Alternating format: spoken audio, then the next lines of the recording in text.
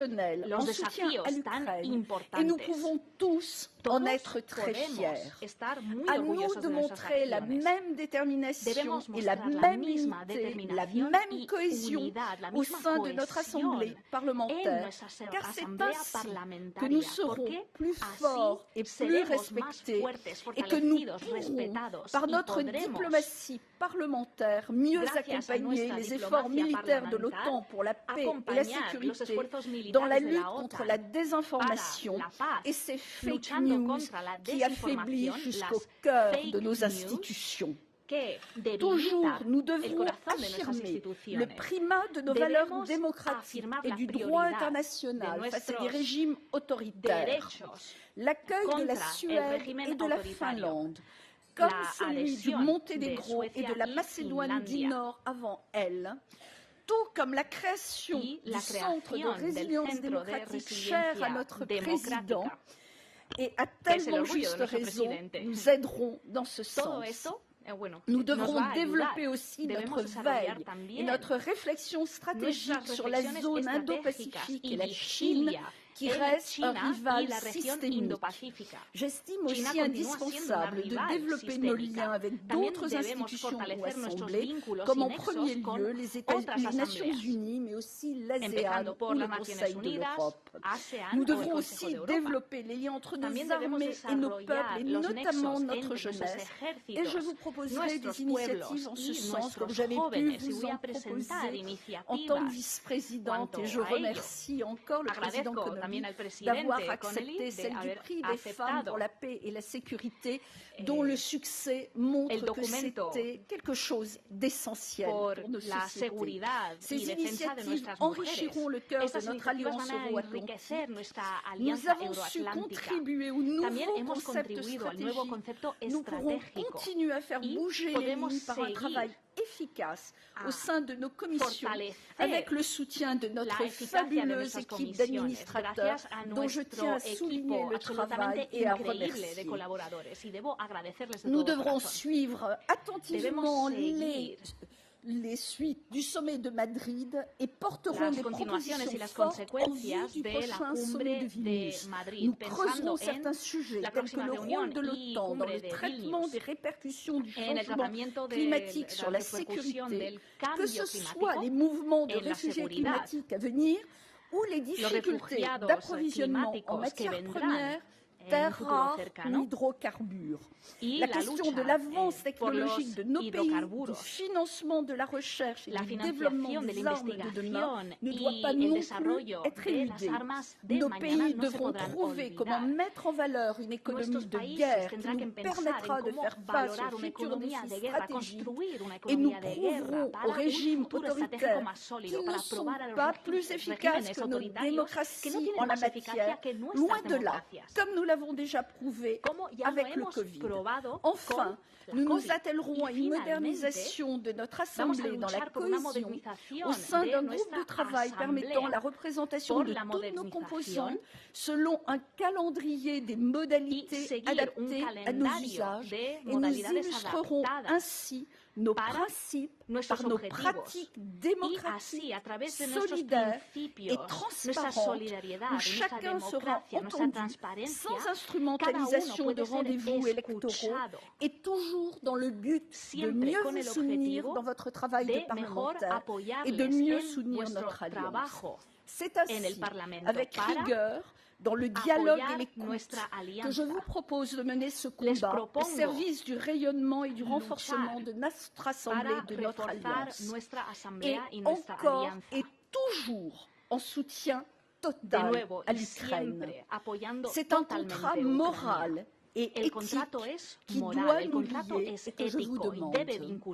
Et c'est donc très humblement, après avoir été au service de notre Assemblée pendant ces 14 dernières années à différents postes, que je voudrais vous remercier du fond du cœur et avec une immense sincérité de l'honneur que vous me faites de me permettre de continuer en tant que votre présidente de travailler à votre service, au service de l'Assemblée, au service de chacun d'entre nous, pour nos libertés, pour nos valeurs, pour l'Alliance euro-atlantique et pour nous tous.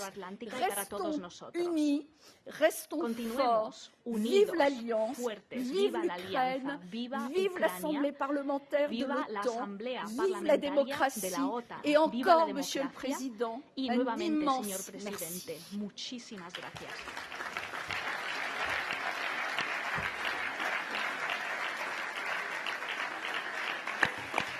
Thank you so much, Joelle, our Madam President-elect. And Mimi, thank you for your service and your graciousness. We really appreciate both of you and the wonderful service you provided to this assembly. Our next item is a coffee break. However, before we leave, we are going to start precisely at 11 o'clock to resume with Secretary General Stoltenberg, who's on a hard deadline. So we're going to have an hour and a half with him in terms of Q&A. So if you got your questions, send them forward. Be here at 11. Thank you. We're in recess.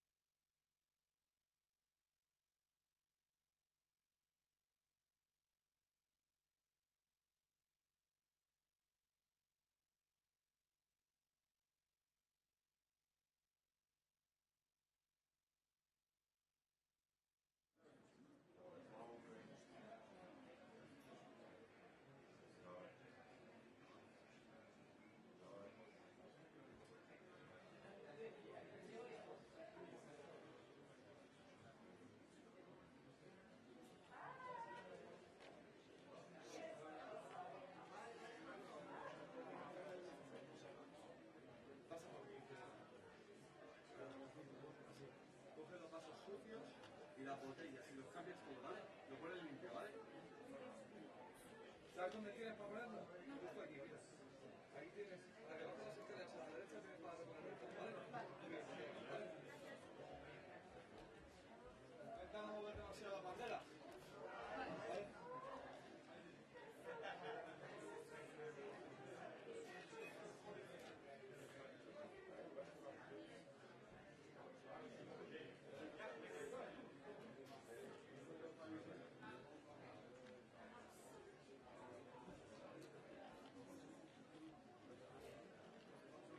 Yeah, we're looking at that. We're seeing at the yeah. Eccola. Giusto, passate. Tanti lì. Tutti lì. Gospoda u sredinu. Sorry. Gospoda u sredinu. I'm sorry. It's thank you very much. Thanks to you. Thank you so much for doing that. Thank you so much. And I'm beautiful, full of sandwich.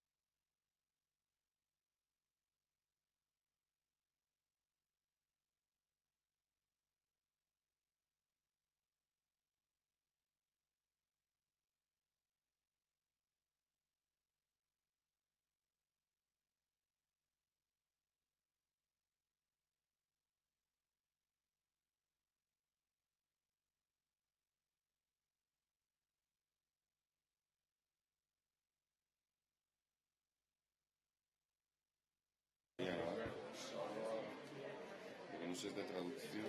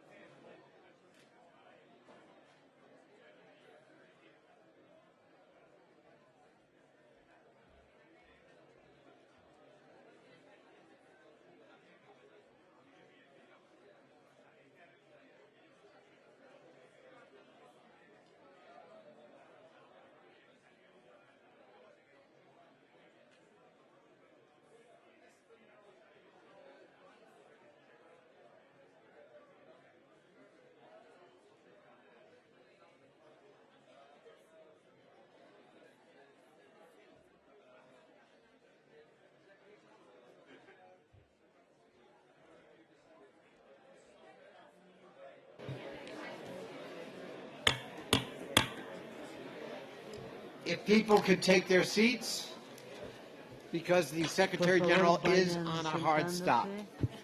Está el secretario Oh general. my God, how are you? So good to see you. Excuse me for not getting up.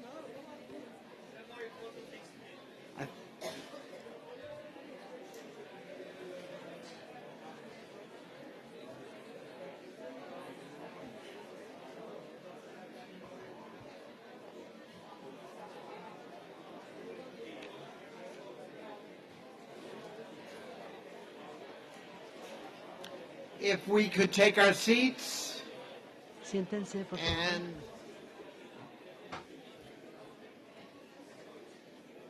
and Secretary General Stoltenberg, if you can join us. Secretario General, señor Stoltenberg, por favor, acérquese.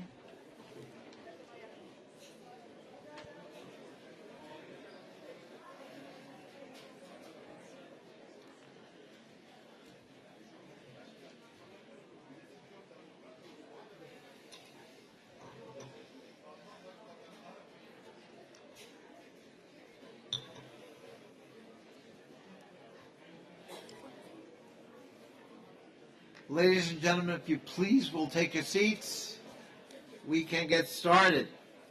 I want to welcome His Excellency Jens Stoltenberg again. The Secretary General of NATO is no stranger to the NATO Parliamentary Assembly.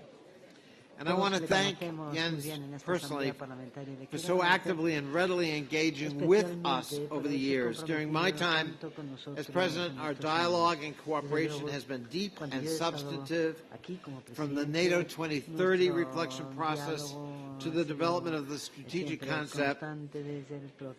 You took great care to take the Assembly's views to heart. Your determined leadership in support of Ukraine in this depraved and unprovoked and brutal war remains exemplary. It's been a great pleasure working with you. Anyone who would like to ask the Secretary General a question after his address, raise your hand as soon as possible and we'll get you on the list.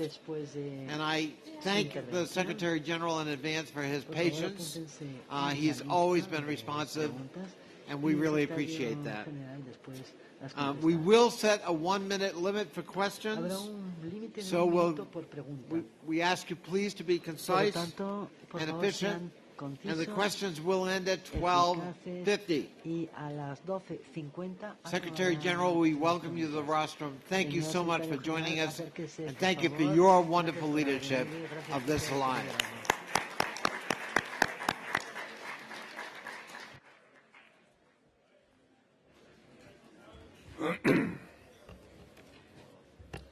So, good morning, President Connolly, dear Jerry. It's great to see you again. Thank you for the warm welcome. And President Gill and President Batet, thank you for hosting all of us here today. And good morning, honorable members of the NATO Parliamentary Assembly and their friends and colleagues. I think I have to wait until it's quiet in the audience.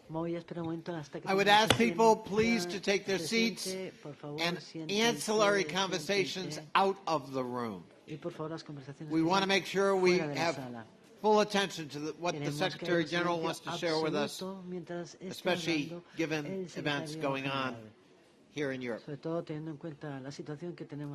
thank you, Mr. Secretary General. It is always a pleasure to address this assembly, and it's always a pleasure to be back in Madrid. Last time I came to Madrid was when we had the magnificent NATO summit here in June, and I think that both the hosting of the summit and also the hosting of the NATO Parliamentary Assembly demonstrates the very strong commitment by Spain to our transatlantic alliance. The Madrid summit took some very important decisions at a critical time for our alliance. We made bold decisions on a long range of issues, and let me just mention a few. we decided to step up our support to Ukraine, further strengthen our deterrence and defense, and invite Finland and Sweden to become NATO members. We also adopted the Madrid strategic concept to adapt the alliance to a more dangerous and more competitive world. So the summit in Madrid was really a transformative summit. And now, as we look ahead to our summit in Vilnius in Lithuania next year, we are implementing the decisions we took in Madrid. First, on Ukraine. President Putin made two big strategic mistakes when he invaded Ukraine in February this year. He underestimated the Ukrainians' bravery and will to fight, and he underestimated the unity and relentless resolve by NATO allies and partners to support Ukraine. He thought he could defeat Ukraine in a matter of days. 9 months later, Russia continues to face setback after setback. And Ukrainians continue to liberate their territory from occupation, most recently Kherson. But it would be a great mistake to underestimate Russia. It retains significant military capabilities and a high number of troops. Russia is willing to suffer substantial casualties and is willing to inflict horrific suffering on the Ukrainian people.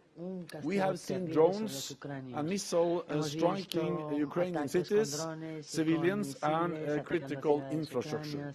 So we must be prepared to support Ukraine for long haul. Yes, I know that this support comes with a price. In our countries, many people face a cost of living crisis. Energy and food bills are rising. These are tough times for many.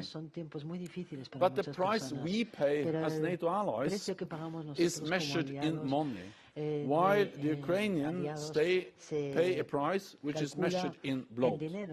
And if we allow Putin to win, all of us have to pay a much higher price. Authoritarian regimes around the world will learn that they can get what they want with brute force. This would have direct consequences for our security. It will make the world more dangerous and us more vulnerable. That's the reason why we cannot allow President Putin to win in Ukraine. So we need to stay the course together. And I count on all of you as members of parliament to keep making the case for supporting Ukraine. Second, deterrence and defense. We have been strengthening our defenses since 2014 in response to Russia's illegal annexation of Crimea. We have implemented the biggest reinforcement of collective defense since the end of the Cold War. Now we are doing even more to prevent the conflict in Ukraine from escalating beyond Ukraine. So we have doubled the number of battle groups in the eastern part of the alliance from 4 to 8, increased our ability to reinforce them up to brigade level, and we are putting more troops on higher readiness so they can respond faster wherever and whenever needed. To do all this, we need to invest more in defense. We have already made, as you know, many significant decisions, and we have made together a lot of progress. 2022 would be the 8th consecutive year of increased defense spending across Europe and Canada. By the end of the year, we will have spent well over $350 billion extra US dollars on defense since we made the pledge in 2014 across Europe and Canada. At the summit in Vilnius, defense investments will be an important topic, and I expect allies to continue making progress, including with commitments beyond 2024, because 2% of GDP on defense should be considered a floor, not a ceiling, for our defense investments. Here again, I continue to count on your support. Third, resilience. One of the main messages in the Madrid strategic concept is the link between strong defenses and strong societies. The war in Ukraine has exposed some key vulnerabilities. For too long, we have been dependent on Russian oil and gas to heat our homes and fly our jets. And we have seen how Russia has weaponized energy and tried to use it to blackmail us and to prevent us from supporting Ukraine. But Putin has not succeeded. Allies are now diversifying their supplies. We are moving away from fossil energies and investing in renewable sources. This is good for our security and it's good for the climate. But we need to be careful not to create new dependencies, most notably on China. We see growing Chinese efforts to control our critical infrastructure, supply chains and key industrial sectors. Chinese rare earth minerals are present everywhere, including in our phones, our cars and our military equipment. We cannot give authoritarian regimes any chance to exploit our vulnerabilities and undermine us.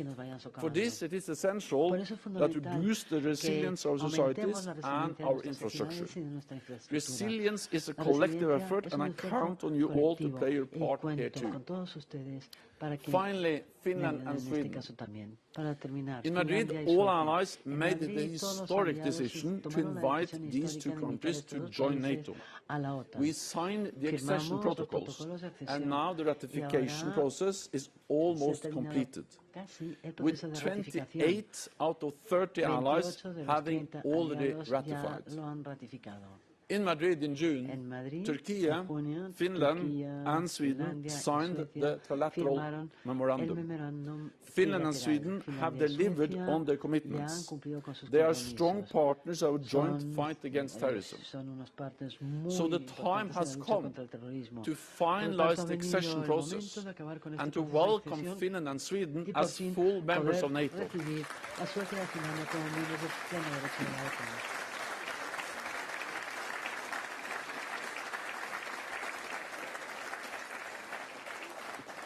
This will make our alliance stronger and our people safer. We must also step up our cooperation with our partners near and far, with those most affected by Russian aggression and coercion, like the Republic of Moldova, Georgia and Bosnia-Herzegovina, and with all like-minded countries around the world, from Latin America to the Middle East and North Africa to the Indo-Pacific region. We share security interests and face the same challenges. We can and should tackle them together to defend freedom against oppression, democracy against tyranny, and to uphold the international rules-based institutions that benefit all of us. So, President Connolly, dear Jerry, I know these values are dear to you. NATO is dear to you. And as President of the NATO Parliamentary Assembly over the past 2 years, you have done an extraordinary job to make the transatlantic bond and NATO even stronger. You and I, we have worked together, and I have enjoyed our excellent relationship. I thank you for your remarkable leadership of this Assembly, and I look forward to working with your successor, Senator Gazamayam, to prepare for the Vilnius Summit next July. So thank you so much for excellent cooperation.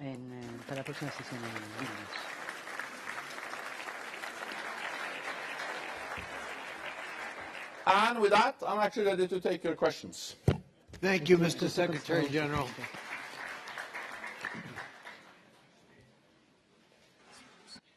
Great job. Thank you so much. So again, I ask people please to be disciplined and try to frame your question in 1 minute so that we can maximize answers. We're going to do, as we usually do, take three questions, three in a row so that the Secretary General can try to answer them also efficiently. The first three questions are Zaida Cantero of Spain, Yehor Chenyev of Ukraine, and Julie Jeshowitz of Canada. Zaida, you go first. Zaida, en primer lugar. Thank you very much, Yuri. I speak Spanish.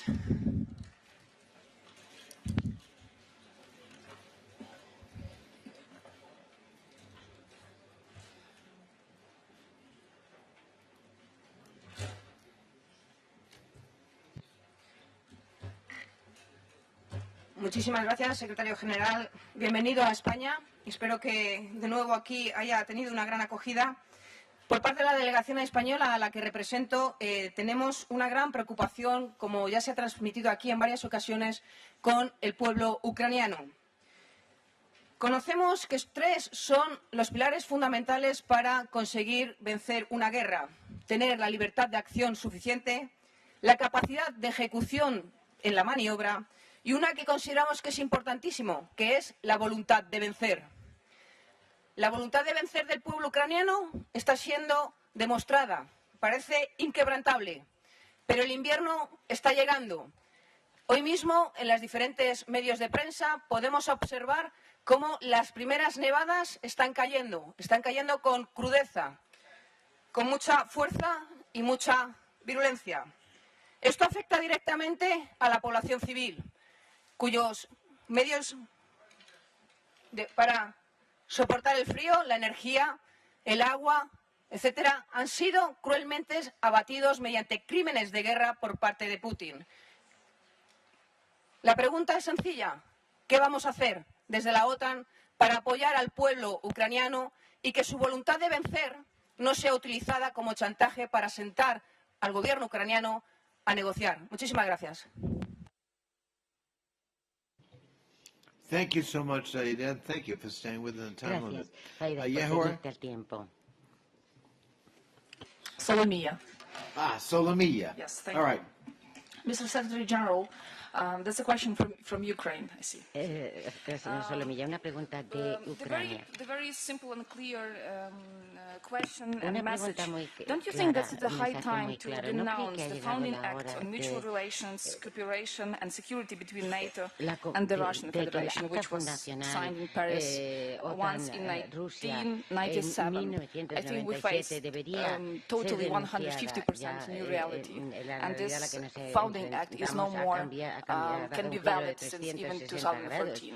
How we will face the new Russia, how NATO will face the new Russia after they finally it will be defeated. La OTAN a la nueva Rusia Thank después you, de todo Solomia. esto. And finally, for Y this set, por Julie. último, para este conjunto, Thank you so Julie. much, Mr. Gracias, President. señor And presidente Secretary General, y I want to secretario say a general. huge thanks to Quiero you for your expresarle un enorme extraordinary agradecimiento leadership por su during magnífico these liderazgo unprecedented en and troubling estos times. tiempos tan difíciles y sin It was our honor Ha sido un to honor welcome you to darle visit la the Canadian bienvenida Arctic earlier this year. visitar It's the el first Ártico time a Secretary canadiense General of este NATO año, has que es la ever primera done vez que el so. secretario de la Can you general de la speak OTAN lo to ha hecho? the next steps Y for quisiera NATO in strengthening preguntarle the cuáles van a ser Euro-Atlantic los security siguientes in the pasos Arctic? de la OTAN And the para second reforzar question la I'd seguridad like to ask is atlántica en the el Ártico. warfare of the Y mi 21st segunda century is pregunta, increasingly la guerra del siglo very XXI different than the past, es muy with diferente de the la del increase in the pasado, acceleration of con cyber attacks, cada vez más interference ciberataques, in our elections and democracy, con misinformation, que disinformation, se and foreign inmiscuyen con actors in our country desinformación, con informaciones threatening falsas en our nuestras citizens on elecciones our own soil. y So I'm talking about atacan a nuestros propios these ciudadanos en Chinese su police propia that's setting tierra. themselves Hablo up de in estos countries like the UK and estos Canada chinos and que se están others. estableciendo What are your en thoughts on how países como el Reino prepared NATO Unido, is etcétera. to address ¿Cómo this está de new preparada warfare? la Thank OTAN you. para Thank you, enfrentarse Julie. a esta nueva guerra? Gracias, Mr. Julie. Secretary General. Señor Secretario General.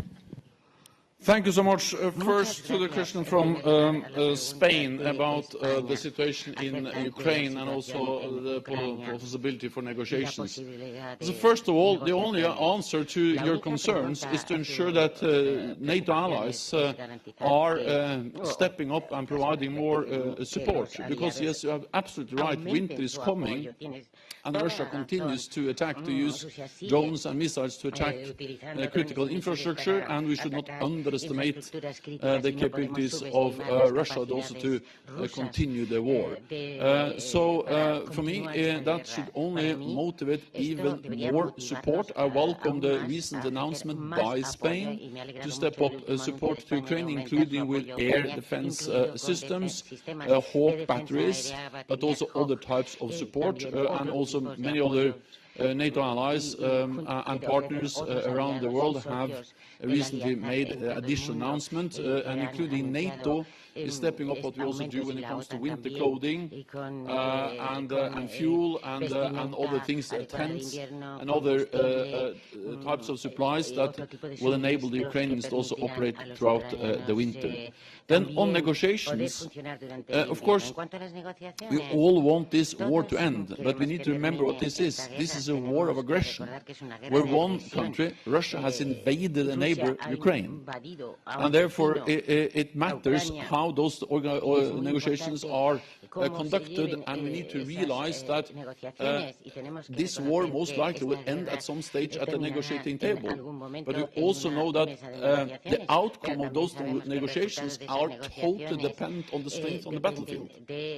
So if we want an outcome which is acceptable for Ukraine, an outcome that ensures that Ukraine can prevail as a sovereign, independent, democratic nation in Europe, the best way of achieving that is to provide military support to Ukraine. So if we want an acceptable, peaceful, political solution, we need to provide military support to Ukraine.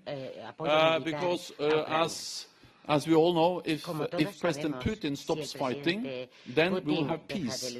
If President Zelenski and the Ukrainians stop fighting, then Ukraine will cease to exist as an independent democratic nation in Europe. So yes, we want negotiations, but we also want an outcome that ensures a sovereign, independent Ukraine and ensures that a brutal use of force is not awarded. Then the question from Ukraine. We have to understand what has happened. It is correct that for many years NATO strived for a better and constructive relationship with Russia. We established the NATO-Russia Council, the Founding Act, and in the strategic concept we agreed in Lisbon in 2010, also the strategic concept that was actually valid until Madrid, June this year, we refer to Russia as a strategic partner. That has totally changed. In the strategic concept we agreed in Madrid in June, we refer to Russia not as a strategic partner, but we refer to Russia as the most imminent threat against NATO allies. And that's also the reason why we have invested so much in our collective defense and why NATO allies have provided unprecedented military support to Ukraine. Russia has walked away from the initiatives, the structures that we established to develop a more constructive relationship with Russia and to have a meaningful dialogue with Russia. So as long as Russia continues to behave in the way they behave now, and especially against Ukraine, there is no way we can have a meaningful dialogue with Russia. Then on Canada, yes, you are right. I had the privilege, the honor of being the first Secretary General of NATO visiting the Canadian High North. That was, for me, an important visit because I was able to see firsthand how the High North is important, of course, for Canada and North America, but also for the whole alliance. The shortest way for Russian missiles to hit the North American continent is not over the Atlantic, but it's over the North Pole, over the High North. So the cooperation between North America, or between the United States and Canada, NORAD, up in the High North, where I was able to see some of the sites, is critical for the defense of North America and therefore also for the whole NATO alliance. The High North has become more and more important, partly because Russia has significantly increased their military presence, reopened old Soviet-era bases, infrastructure, deployed more submarines, more advanced nuclear weapons, and also because we know that the high north, the North Atlantic, that is about the vital link between North America and Europe, and NATO is about that link.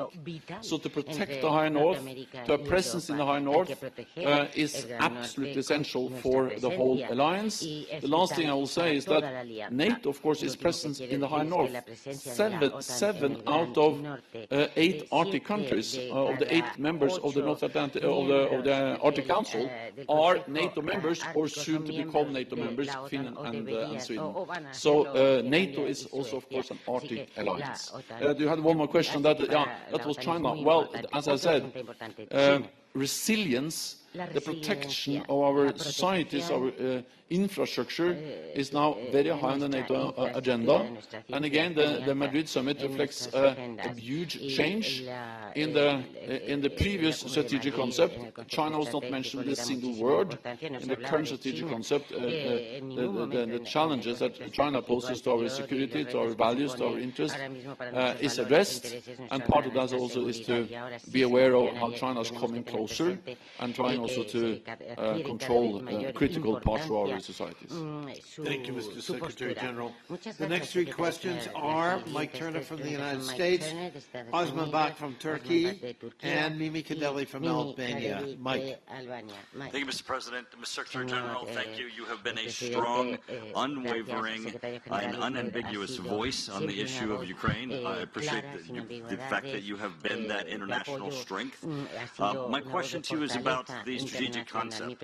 In addition to Russia's aggression against Ukraine, their nuclear blackmail, their threatening capitals of NATO nations, it needs to be, I think, an additional focus. On paragraph 21 in the strategic concept, missile defense is raised. As you know, NATO unfortunately has, and NATO allies individually as a policy, have not aggressively pursued missile defense because they saw it as provocative. Now, obviously, it is almost defense malpractice not to pursue missile defense. Israel has proven that it is both cost-effective, works, and de-escalatory. I wondered if you talked for a minute about the need for NATO and NATO allies to pursue missile defense.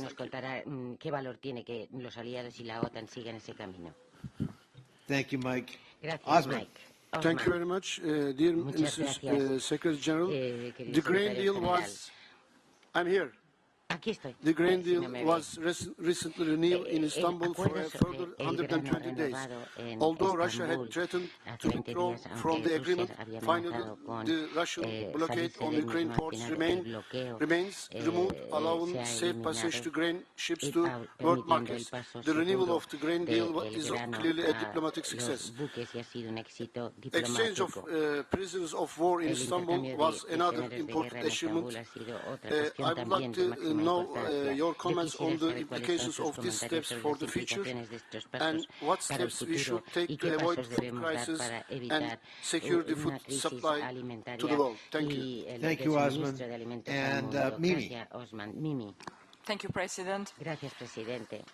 A part of all the military actions that we are having, I think that only through the Parliamentary Assembly NATO can express its full potential. So we are a community of values, united in our commitment to parliamentary democracies, individual freedoms, human rights and rule of law. It is our obligation to engage, raise awareness and support our governmental and intergovernmental defense and security structures. So I think that by doing so, as our colleague Osman mentioned, military actions, diplomacy, and raise up our Parliamentary Assembly position, do you think it's going to be a better way to afford this Russian aggression and this situation we are all together living in? Thank you. Thank you, Mimi, and I thank all of our 6 questioners so far for staying within their time. I really appreciate it. Mr. Secretary General. Thank you so much. First, the question from Mike Turner. On air and missile defense. First of all, it's always great to see you. And you are absolutely right that air and missile defense has always been important, but it's becoming even more important, and we see the devastating effects of missiles in Ukraine. NATO has stepped up what we do on our integrated air and missile defense. Many of the systems are, both for cruise and for ballistic missiles, and we are investing more, and especially many of the fifth-generation aircrafts are extremely important as part of an integrated air and missile defense. Just after invasion, we have significantly increased our presence in the eastern part of the alliance, on land, at sea, and in the air, and all these domains are areas where we actually have significant also air and missile defense capabilities.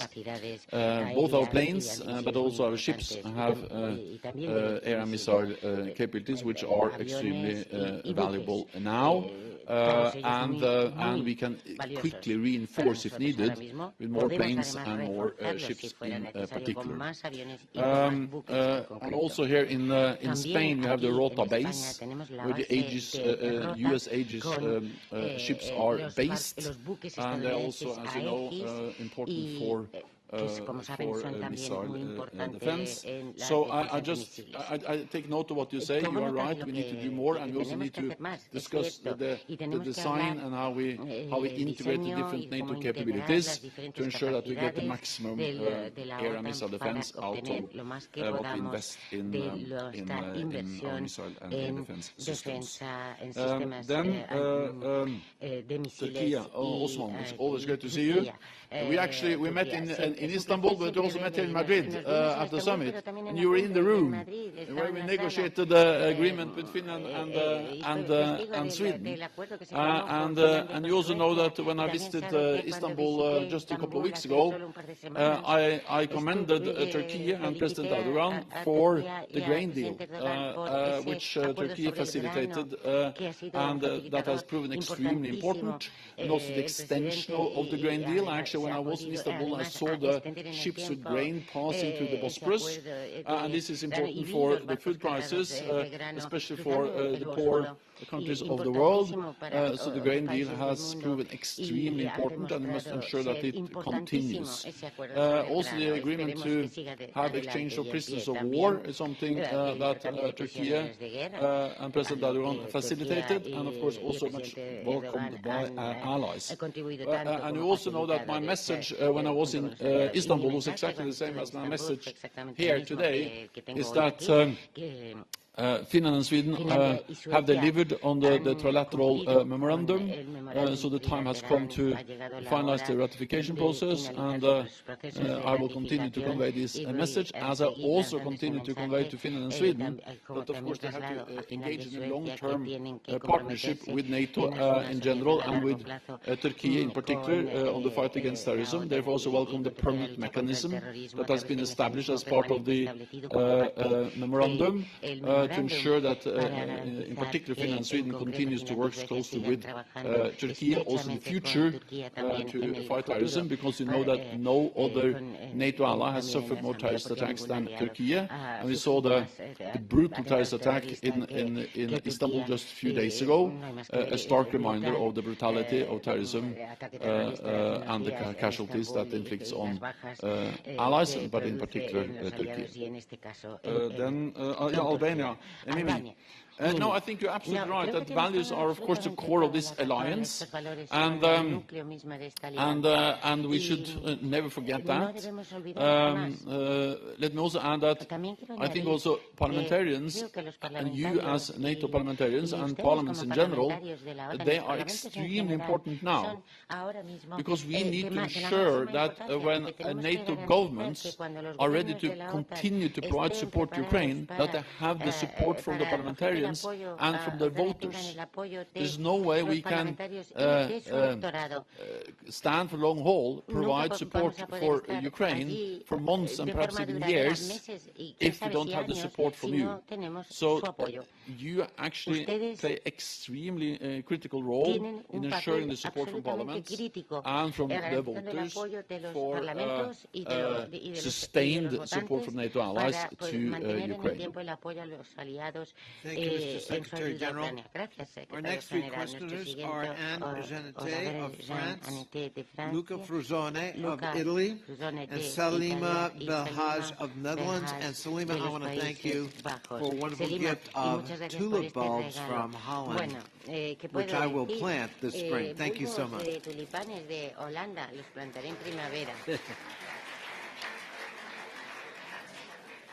Anne. Thank you very much, Mr. President. Je vais m'exprimer en français. Monsieur le secrétaire général, avec la nouvelle agression brutale et injustifiée de l'Ukraine par la Russie, notre alliance fait face à un choc stratégique majeur. Elle a su répondre, s'en trouvant par là même relégitimée et renforcée. Le sommet de Madrid a permis d'ancrer le principe d'un soutien matériel défensif pérenne à l'Ukraine agressée, soutien qui s'avère décisif pour soutenir le peuple ukrainien dont la vaillance et la résilience sous un déluge de feu nous impressionnent tous. Ce soutien bénéficie d'une complémentarité de fait avec une Union européenne qui met ses outils au service de l'assistance collective, matérielle et militaire. Et je pense notamment à la Facilité européenne pour la paix, pour le financement du transfert de matériel militaire. Cette complémentarité sera encore renforcée par l'entrée de la Finlande et de la Suède. Monsieur le secrétaire général, quelles seront les prochaines étapes, car cette entrée doit être rapide maintenant. Thank you, Anne. Luca. Thank you, Mr. President. In the coming months, Russia, taking advantage of winter, will try to stock up on weapons, especially missiles. The role of sanctions will become even more important in constraining their supply chain.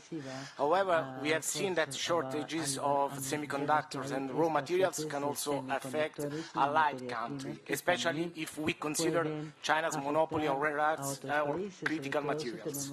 You already mentioned that, Secretary General, but there does not seem to be an advanced awareness of this yet. So I wonder how member countries can jointly improve those aspects relating to supply chains and what the role of NATO, which for me is fundamental, can be in all this. Thank you. Thank you, Luca. And Salima. Thank you, President. On behalf of the Dutch delegation, I express our solidarity with the Ukrainian people in its resistance to Russian aggression. We continue with our support for Ukraine, also in the establishment of a special tribunal. We were glad to hear yesterday by the Prosecutor General of Ukraine, Ms. Kostin, that the recent verdict of the Netherlands court on downing of the MH17 last week is of a great importance in holding Russia responsible for the committed crimes, and that these experiences in the MH17 case will be used. I would like also to thank NATO, US Secretary General, and our allies, especially our friends from Poland and partners, for the calm response to the missile incident in a Polish village that killed 2 people last week. In such situations, it's of utmost importance to remain calm, investigate and not unnecessarily escalate the precarious situation or jump into conclusions prematurely. We hope that the Secretary General can tell us how he sees this, but also how he sees in the future. If incidents happen, we can stay calm. Thank you, Salima. Mr. Secretary General. Thank you so much. First to France and Anne. Yes, I very much welcome the support from France, but also from other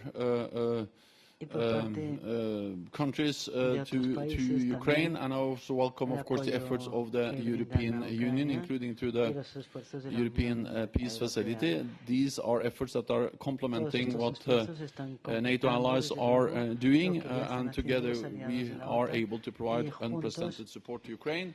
But also, as you alluded to or indicated, NATO allies and partners and the European Union are not party to the conflict. What we do is that we support Ukraine's self-defense. Ukraine has the right to defend itself. That's enshrined in the UN Charter, and we are helping them to uphold that right. That does not make us party to the conflict. Then you asked me about how can we then further strengthen what we do as NATO and the European Union when Finland and Sweden joins the EU. Well, I think that only makes it even clearer that we have a lot in common, because when Finland and Sweden joins NATO, then of course, then 96%, almost 100% or 96% of the people living in the European Union, they will live in a NATO country. So of course it becomes even more obvious that NATO is the core for or the basis for our collective defense, for our security, and the need for NATO and the European Union to work even more closely together. Then Italy and Luca. Again, let me thank you for what Italy does to provide support to Ukraine. I'm very impressed, actually, about what so many allies have done over such a long time to provide different types of support. But you asked me about the critical components, the risk of having not safe or not stable and not reliable supply lines or chains of supply, and that's exactly what we now are addressing at NATO, because we have seen so clearly that we cannot be dependent on or too dependent on authoritarian regimes when it comes to critical commodities, critical components. Of course, we will still trade with China, but we need to be aware of the vulnerabilities that too heavy dependence on specific commodities, products can create. And that's something which has now been addressed in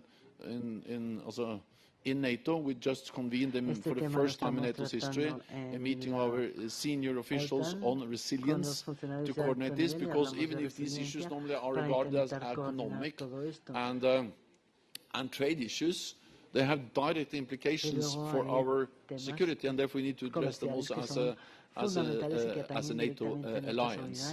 And there's no way.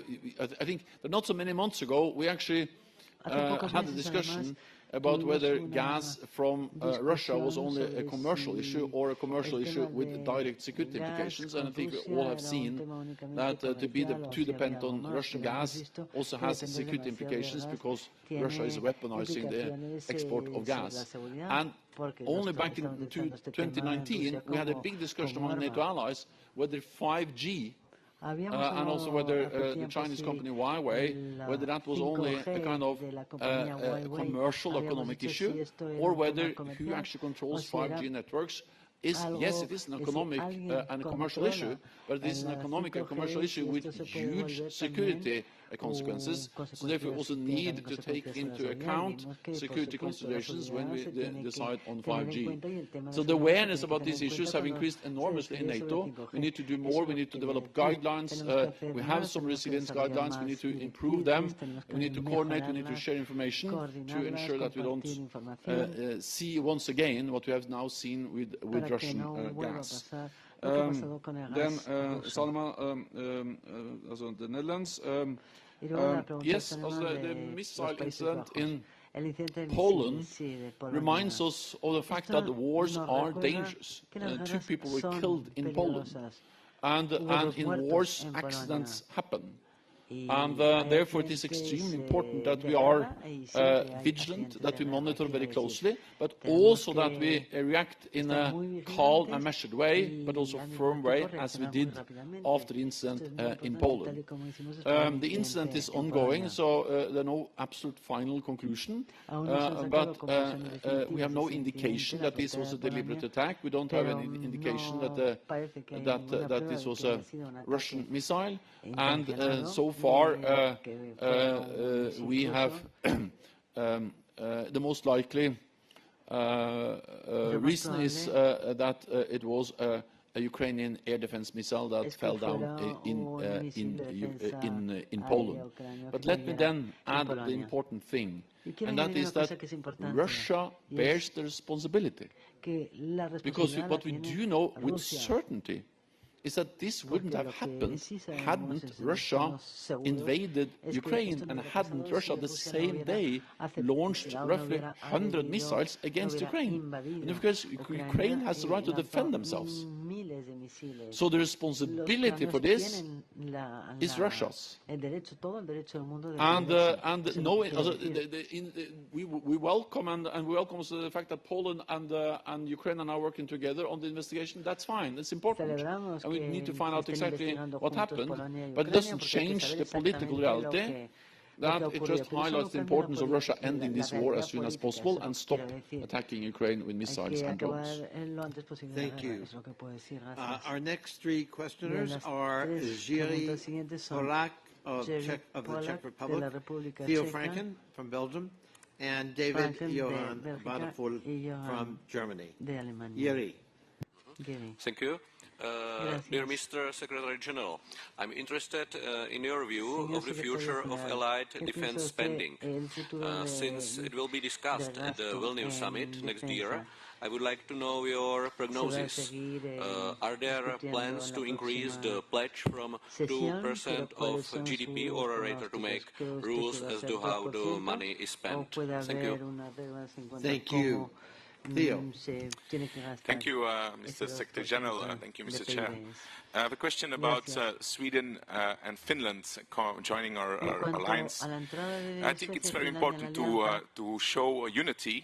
That means that we cannot delay their membership. So my question is, are there external diplomatic efforts that are taken to convince Hungary and Turkey to accept and to vote the membership in their parliaments? I understood from my Fidesz colleague yesterday that Hungary will vote the 7th of December, so that's good news. But Turkey, they have elections also. So I hope it will not take 1 year to have that vote. We need to show unity on all and show all efforts to get them in, because we need Finland and Sweden. It's in their interest, but it's also in our interest of our alliance to get them as soon as possible in our alliance. They're most welcome. From our point of view, we had voted this in Belgian Parliament within weeks. So thank you very much. Thank you, Theo. David. Thank you, Chair. Can I use the opportunity to thank you, Mr. Secretary General, for your extraordinary service in our alliance, and that you stayed in this post, though there were alternatives for you personally. Really, you're the I think you are the anchorman of our alliance. My question is that the Russian attack on Ukraine also learned us a new lesson, that the status of being partner of NATO does not deter a potential aggressor. What does that now mean for our NATO relationship to other partner states like Georgia? Thank you. Thank you. And again, all of you concise. Thank you. Mr. Secretary General.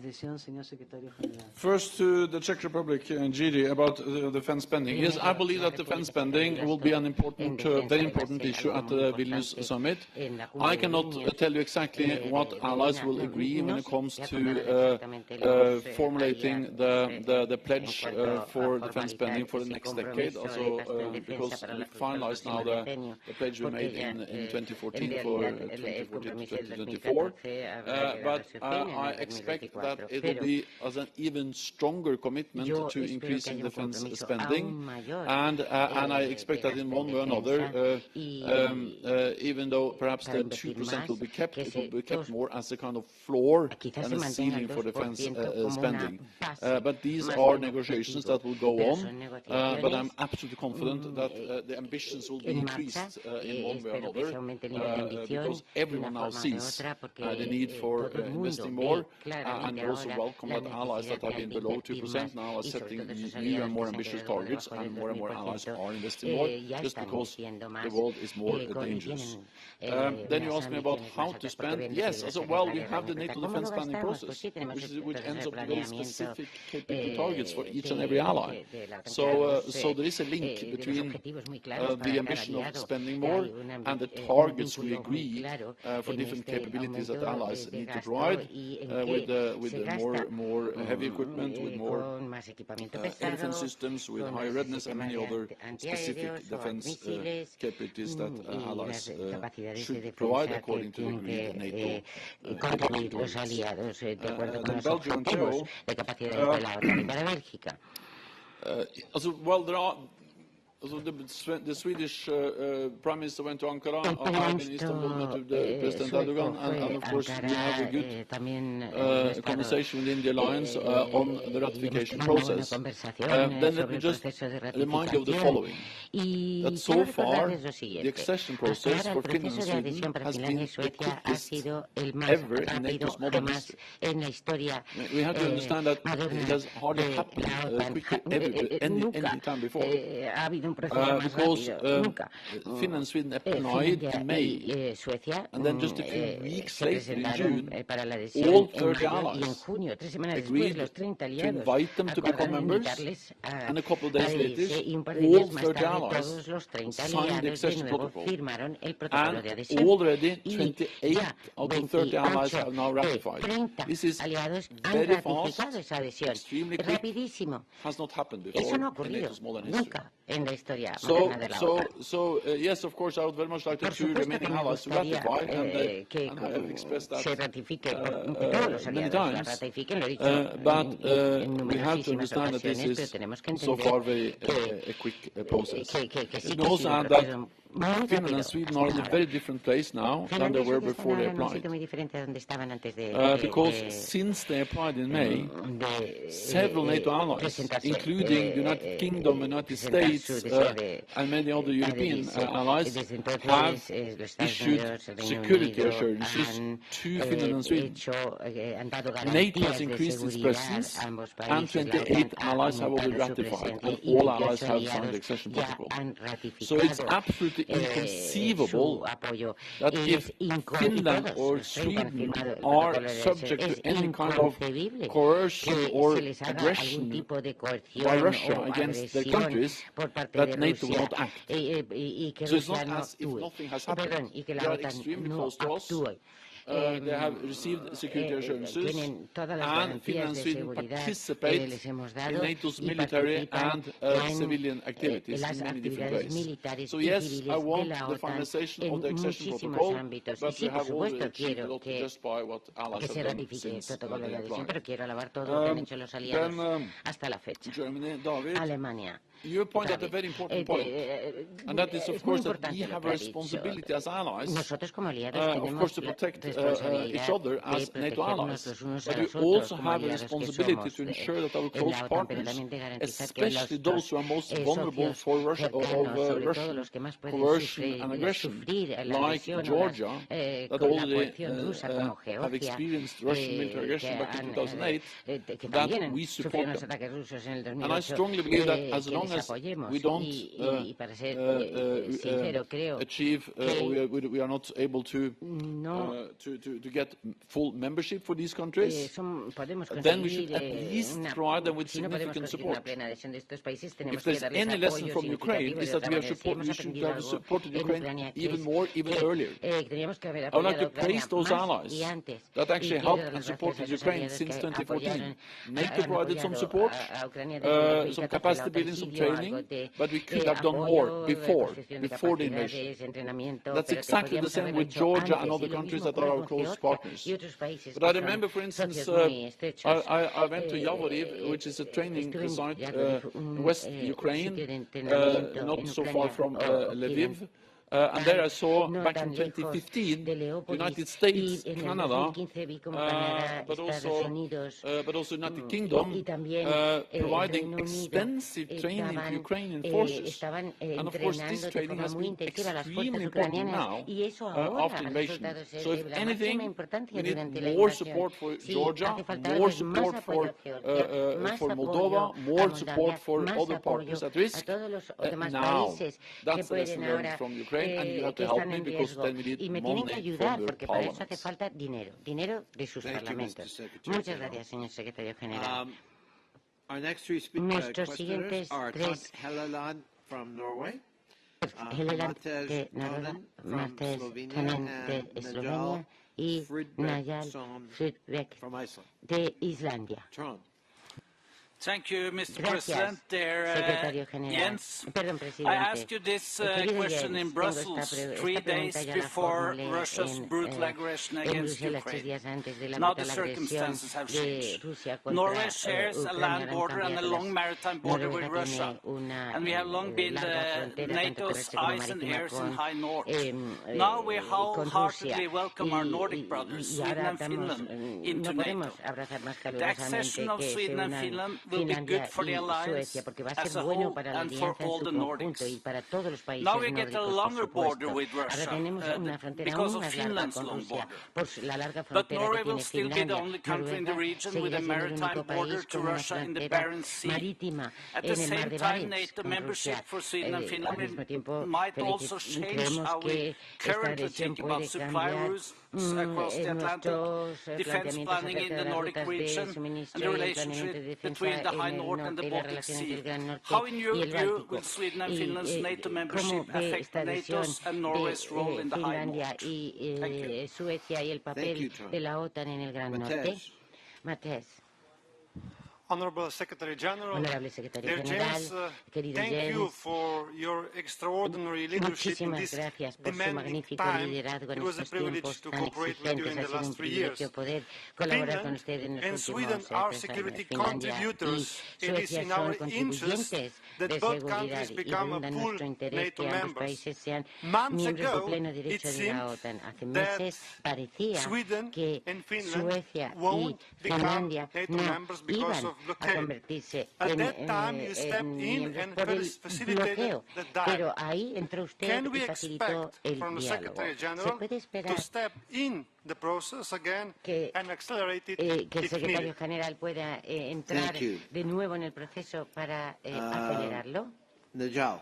Nayal. Yes, thank you, President Connolly. Gracias, Mr. presidente Secretary Connolly, General. secretario general. We are all aware that Todos the somos Arctic is becoming conscientes increasingly de que el important Ártico es cada in vez más strategic security importante and economic en dimensions. términos estratégicos y económicos. Invasion of Ukraine Desde la and invasión a rusa post-Cold de War Ucrania en era, low esta tension época and postguerra cooperation. fría, Such events highlight how hard it is for states esto to monitor demuestra que los their estados own tienen que waters, controlar sus particularly propias in the high aguas, north. sobre todo With en el Finland Gran and Sweden Norte, con joining 7 Finlandia y out of Suecia 8 Arctic Council uniéndose states a la OTAN, will be 7 NATO de allies. cada This I believe will 8 directly affect Russia's países calculus del and Consejo possible responses Ártico in the serán region. miembros de la OTAN y While our common la goal OTAN is tendrá stability que and adaptarse. cooperation in the Tenemos un Arctic, objetivo we must común consider the de possibility of estabilidad y Russia cooperación en el Ártico, deciding to pero tenemos que employ a considerar more que Rusia confrontational quiere utilizar force una posture fuerza in más the region, as confrontacional well as in the Baltic. en la Can you elaborate región on como that en Bosnia. possibility ¿Podría and usted NATO's ahondar role en esa in posibilidad that y en el region? papel de And la finally, OTAN en esa it goes misión? without saying Y that Iceland huelga strongly decir que supports Islandia Finland and apoya Sweden's imminent firmemente application esa for inminente membership in NATO. Thank you, General Secretary, for an Suecia outstanding y job. Finlandia. Muchísimas Thank you, gracias, señor Najal. secretario general, Mr. por un trabajo Secretary General. fantástico. Señor secretario Thank you so general. much.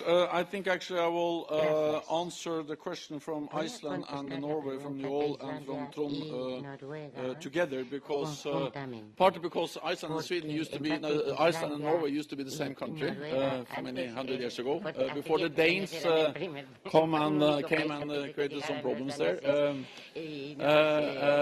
But more importantly, because you asked about the same issue, about Finland and Sweden and the High North. And fundamentally, Finnish and Swedish membership will strengthen NATO in the Far North. There's no doubt. Because Finland and Sweden are extremely capable countries. We know that because they have been very close partners with NATO for many, many years. They have advanced systems. They have, Finland has a large army. They have advanced defense industries. They have high-end capabilities. And they have well-organized defense forces and strong democratic institutions. So therefore they have been our closest partners for many, many years. We have worked together with them, we have trained together with them, so we know them well, and therefore it's no doubt that they will strengthen NATO throughout the alliance, but of course particularly in the north because of the geographic location in the north. This will also help us to both increase our presence in the Barents Sea, in the high north. You are right, Ton, that Finland and Sweden, they don't have any coastline to the Barents Sea or the North Atlantic, but they have significant air capabilities that can help us to patrol and monitor also in the high north, and of course also have naval capabilities that can be deployed up there. And of course, especially Finland, with the long border, also has a knowledge about Russia, which is unique. When Finland joins the alliance, NATO's border with Russia will more than double. So the Finnish border with Russia is longer than the total existing NATO-Russia border. So all of this will, of course, enhance our ability, both to deal with the challenges in the high north, but also in the Baltic. Because again, if you just look at the map, we have always been concerned about our ability to reinforce the Baltic, and we have the Suwalki gap. With Finland and Sweden in the alliance, it will change very much the geography when it comes to NATO's presence in the Baltic.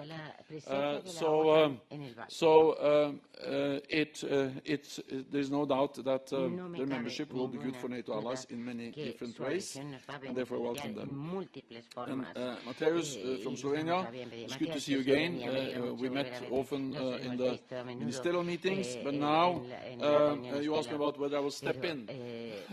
I never stepped out, in a way that I have been working hard for enlargement of NATO since I arrived. First with North Macedonia, first with Montenegro, then with North Macedonia, and then with Finland and Sweden. I like my family, or our family, to be bigger, and when there are candidates, we work on that. And I'm glad that first we had 2 members from the Western Balkans, and now we will have 2 new members from the north. All of this is strengthening NATO across the board. Then, so that's in my answer, whether we will step in. But let me add one more thing, that is that and I engage, of course, with Finland, I engage with Sweden, I engage with Turkey. But let me remind you of the trilateral agreement that was signed here in Madrid in June. That was a trilateral agreement between Turkey, Finland and Sweden. NATO didn't sign. We were in the room, Osman, you were there, but I didn't sign. I only welcomed the signing of the others. So meaning it's a trilateral agreement between those 3 countries. So at the end of the day, it's those 3 countries that have to ensure the full implementation.